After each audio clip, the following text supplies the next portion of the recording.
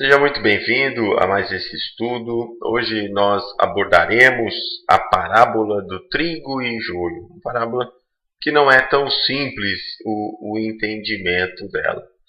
Está lá em Mateus, capítulo 13. Inicia-se no versículo 24. O reino dos céus é semelhante ao homem que semeia boa semente no seu campo. Mas, dormindo os homens, veio o seu inimigo e semeou o joio no meio do trigo e retirou-se.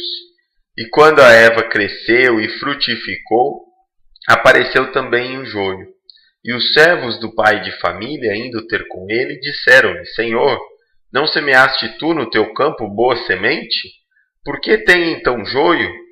E ele lhes disse: Um inimigo é quem fez isso. E os servos lhe disseram: Queres, pois, que vamos arrancá-lo? Ele, porém, lhes disse: Não, para que, ao colher o joio, não arranqueis também o trigo com ele. Deixai crescer ambos, juntos até a ceifa. E por ocasião da ceifa, direi aos ceifeiros: Colhei primeiro o joio, atai-o em molhos para o queimar, mas o trigo ajuntai-o no meu celeiro. Então, aqui nessa parábola, os trabalhadores, após plantar uma boa semente, eles não fizeram a vigilância noturna, eles aproveitaram a noite para dormir, e aí veio um inimigo, que nós entenderemos melhor lá na explicação que Jesus traz, sobre quem que seria, o que seria esse inimigo. E aqui é importante falar que o joio é uma planta semelhante ao trigo, e ela também frutifica em espigas, mas as espigas são um pouco menores e mais finas do que a do trigo. E o joio é um cereal venenoso, causa náusea, embriaguez, porque junto da espiga vive um cogumelo no grão, que causa então esse caráter nocivo do joio. E esse hábito deveria ser normal na época de Jesus, primeiro porque ele utiliza na parábola, e porque também existe o crime no Código Penal de Roma sobre aquele que planta sementes nocivas no campo do outro. Então deveria ser um fato comum. Depois, Jesus explica essa parábola aos seus discípulos, pela dificuldade que seria para eles naquele momento. Então ele fala que aquele que semeia boa semente seria o Filho do Homem, Filho do Homem aqui nós entendemos também como sendo Jesus, que veio trazer a boa nova ou a semente do reino, e ele coloca isso em outras passagens, como na parábola do semeador, O campo é o mundo, e a boa semente são os filhos do reino. E o joio são os filhos do maligno. Então aqui nós temos o primeiro ponto. Algumas vezes a gente vê interpretações que filhos do maligno, no sentido de que o maligno também teria condições de criar espíritos, seres. E o nosso entendimento aqui é um pouco diferente. É que só Deus cria filhos, só Deus tem o poder de criar espíritos, almas, seres, e que pelo nosso livre-arbítrio, pelo nosso poder de escolha, nós podemos nos tornar os filhos do reino, ou seja, viver conforme as leis divinas, buscar as virtudes, o amor, e como filhos do maligno, que seria as leis contrárias às leis divinas, o ódio, o desamor, etc. Então aqui, filhos é no sentido de vivência ou de prática de um ou de outro. O inimigo que o semeou é o diabo. E aqui diabo, o sentido original dessa palavra é aquele que desune. Então, desune, que inspira o ódio, a inveja, o orgulho, que separa, que engana. E aqui, com certeza, o que desune é a nossa personalidade da nossa essência divina. Então o diabo ele faz isso. Ele separa ou ele engana a nossa essência divina daquilo que nós pensamos que somos. E a ceifa, quando vai colher, né, o trigo, é a consumação da era. Então é o término de uma era. E os ceifeiros, aqueles que farão essa colheita, são os anjos. É um pouco complicado, né? Assim como o joio é colhido e queimado no fogo, assim será na consumação desta era. Mandará o Filho do Homem os seus anjos, e eles colherão do seu reino tudo o que causa escândalo, e os que cometem e obreiros sem lei.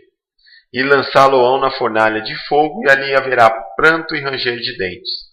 Então os justos brilharão como o sol no reino de seu Pai. Quem tem ouvidos para ouvir, ouça. Muito bem. Então aqui, nessa explicação, Jesus ele fala para nós que o que semeia, tudo bem, é o Filho do Homem, né? Foi Jesus trazendo a sua mensagem, a mensagem divina, na realidade. O campo é o mundo que nós vivemos. A boa semente, ou aqueles que dão bons frutos, são aqueles que já buscam as leis divinas, que buscam não apenas, né, a questão da matéria, mas a questão espiritual, que priorizam isso, ou que estão trabalhando para um bem comum, um bem coletivo.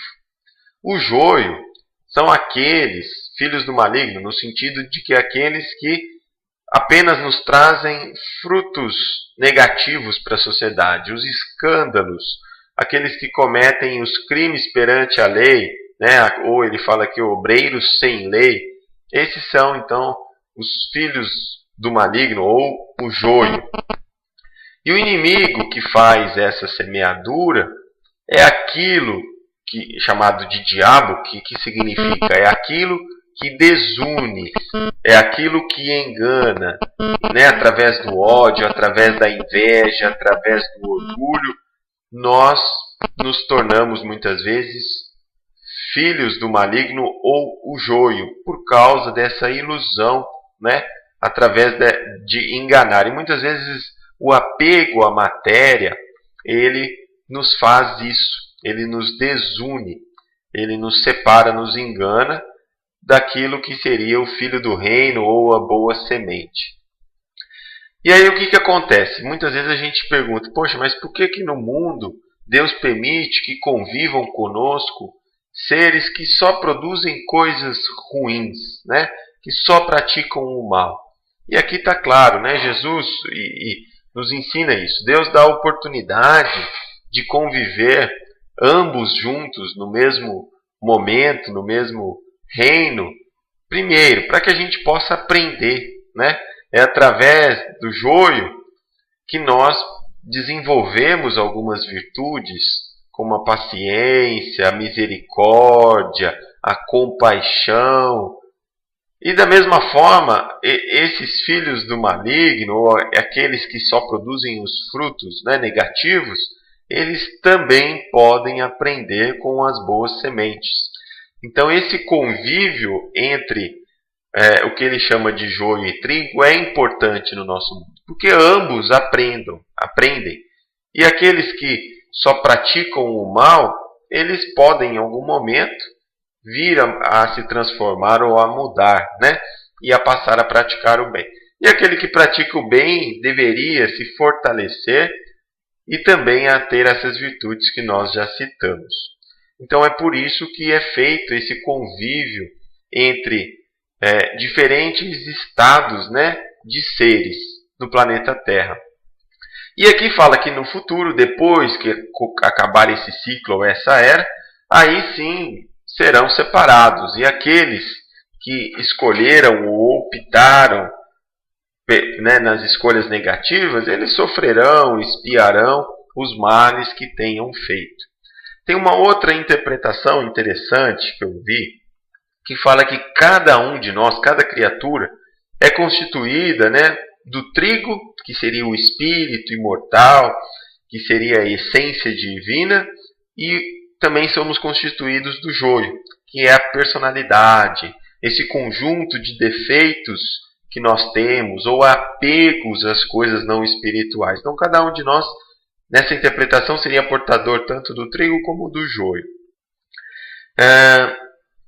E até o final do ciclo ou da era, né, se não conseguimos nos purificar ou alimentar, né, o nosso lado trigo e se tornar um com o Pai, será necessário então depois arcar com as consequências dessas nossas escolhas ou da priorização da personagem, dos defeitos ou dos apegos, e aí nós sofreremos, né, essas consequências de nossa escolha. Também é uma interpretação interessante que nos coloca como seres ainda imperfeitos e que devemos esculpir na nossa verdadeira personalidade e favorecer o crescimento, né, da essência divina ou do trigo que nós temos. Obrigado a todos e até o próximo estudo.